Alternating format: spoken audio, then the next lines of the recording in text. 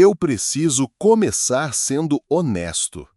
Tem dias em que a gente ora e parece que o céu não responde. Tem dias em que a gente faz tudo certo e mesmo assim parece que nada acontece. Tem dias em que você se pergunta se vale a pena continuar.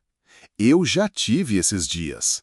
E foi nesse lugar que o Salmo 18 me encontrou.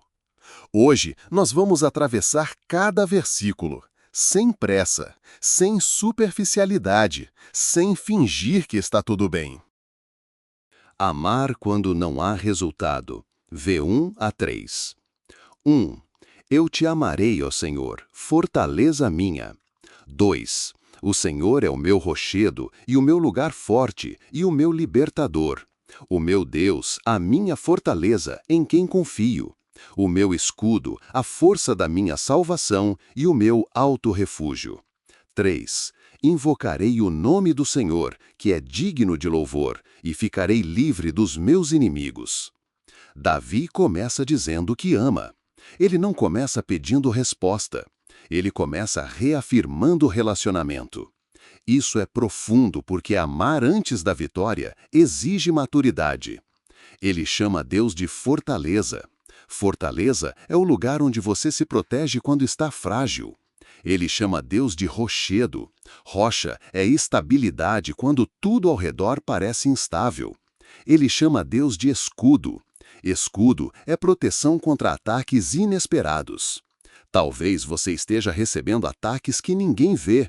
Talvez sejam pensamentos. Talvez sejam comparações. Talvez sejam frustrações silenciosas. Mesmo assim, Davi declara amor. Isso revela que fé não é apenas expectativa de milagre. É confiança no caráter de Deus. Talvez você esteja esperando que Deus prove algo para você. Mas Davi já conhecia quem Deus era. E quem conhece o caráter de Deus não abandona no silêncio. Amar quando tudo vai bem é natural. Amar quando tudo está confuso é espiritualidade madura. Talvez a virada que você espera comece no seu posicionamento interior. Porque antes da mudança externa, há uma decisão interna. E essa decisão é confiar. Quando a pressão aperta. Versículos 4 a 6.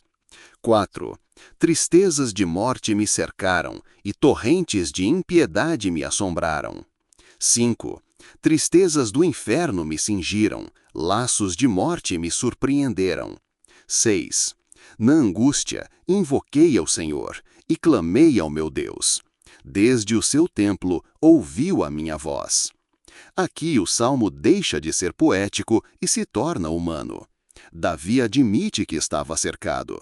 Ele usa palavras fortes: morte, inferno, laços. Isso não é exagero. É sensação real de sufocamento.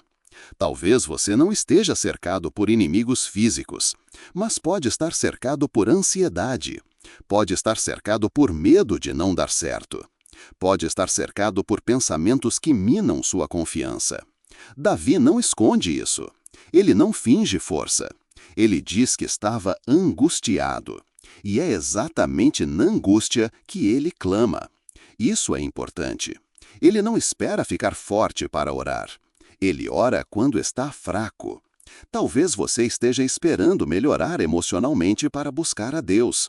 Mas o texto mostra que Deus responde ao clamor sincero. O versículo diz que o clamor chegou até ele.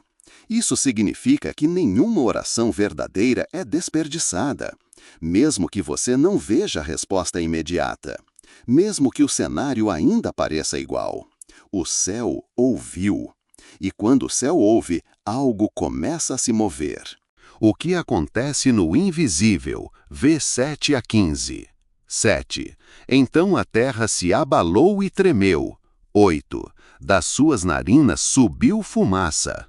9. Abaixou os céus e desceu. Essa parte é intensa. A terra treme. Os montes se movem. Raios são lançados. Fundamentos são descobertos. Isso representa intervenção. Mas há algo profundo aqui. Davi descreve um movimento que provavelmente ele não viu acontecer. Ele só percebeu depois. Isso significa que enquanto ele estava no desespero, Deus já estava agindo. Talvez você esteja no meio de um processo agora, e tudo o que você enxerga é silêncio. Mas silêncio não significa inatividade. Pode significar preparação. Enquanto você está angustiado, estruturas invisíveis podem estar sendo ajustadas. Enquanto você pensa que nada mudou, Deus pode estar desmontando algo que você nem sabe que existia. O invisível antecede o visível. O espiritual antecede o natural. E muitas vezes a resposta começa antes de você perceber. Você pode não sentir o terremoto espiritual, mas isso não significa que ele não esteja acontecendo.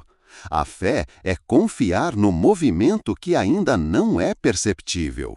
O resgate das muitas águas. Versículos 16 a 19. Desde o alto e me tomou, tirou-me das muitas águas. Livrou-me do meu inimigo forte. 19. Trouxe-me para um lugar espaçoso, livrou-me porque tinha prazer em mim. Águas representam caos, representam confusão, representam sensação de afundamento. Talvez você já tenha se sentido assim, como se estivesse tentando respirar embaixo d'água. Davi diz que Deus o tomou. Ele não diz que saiu sozinho. Ele não diz que ficou mais forte. Ele diz que foi tirado.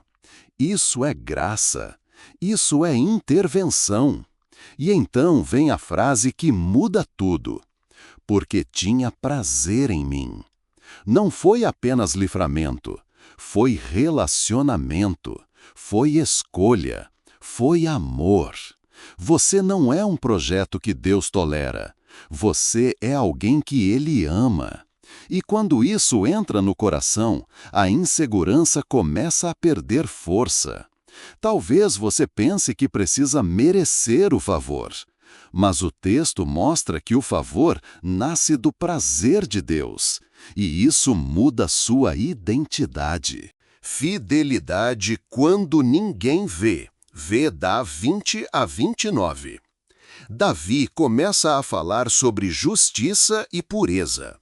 Ele fala sobre guardar os caminhos do Senhor. Isso não é arrogância, é consciência limpa. Ele permaneceu fiel mesmo na invisibilidade. E essa é a parte mais difícil da jornada. Ser fiel quando ninguém está aplaudindo. Ser constante quando o resultado ainda é pequeno. Continuar quando parece lento. Mas o texto mostra que Deus responde à fidelidade. Ele diz que Deus acenderá sua candeia. Isso significa que a luz não se apaga para quem permanece. Com o puro, ele é puro. Com o sincero, ele é sincero. O julgamento divino é justo. Nada passa despercebido. Nenhuma lágrima fiel é ignorada. Nenhum esforço constante é esquecido. Talvez você esteja na fase invisível. Mas invisível para pessoas não significa invisível para Deus. A fidelidade silenciosa constrói a honra futura. Treinamento antes da honra. V 30 a 39. 34. Ensina as minhas mãos para a guerra. Agora o Salmo revela algo transformador.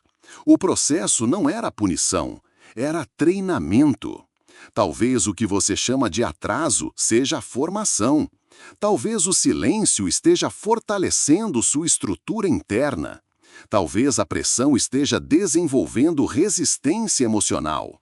Davi só se tornou rei porque primeiro foi treinado na caverna. Antes da autoridade, houve anonimato.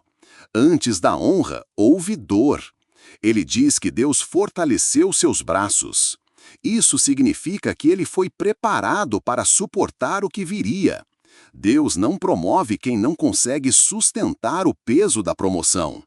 Talvez você esteja sendo moldado agora.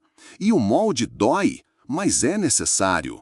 Treinamento não é abandono, é cuidado estratégico. Deus prepara antes de posicionar, e quando posiciona, é sustentável. A honra que vem depois do processo. V 40-50. O salmo termina com vitória, com exaltação, com reconhecimento. Davi fala que foi feito cabeça, que foi exaltado, que Deus o vingou. Mas isso não aconteceu do nada. Foi depois do processo, depois da angústia, depois do treinamento. A honra não é instantânea, ela é consequência. E quando chega, vem com maturidade. Ele termina dizendo: "O Senhor vive." Essa é a conclusão de quem atravessou a dor e permaneceu. Não é autopromoção, é gratidão. Talvez você esteja no meio do caminho, mas o meio não é o fim. O processo não é o destino final. Se você permanecer, a história continua. E quando Deus decide estabelecer alguém, ninguém impede. Se você está no seu processo, não pare agora. Não desista no meio da formação. Não interprete silêncio como abandono. Permaneça. Comenta aqui: "Eu vou permanecer", porque aqui permanecem os que não recuam.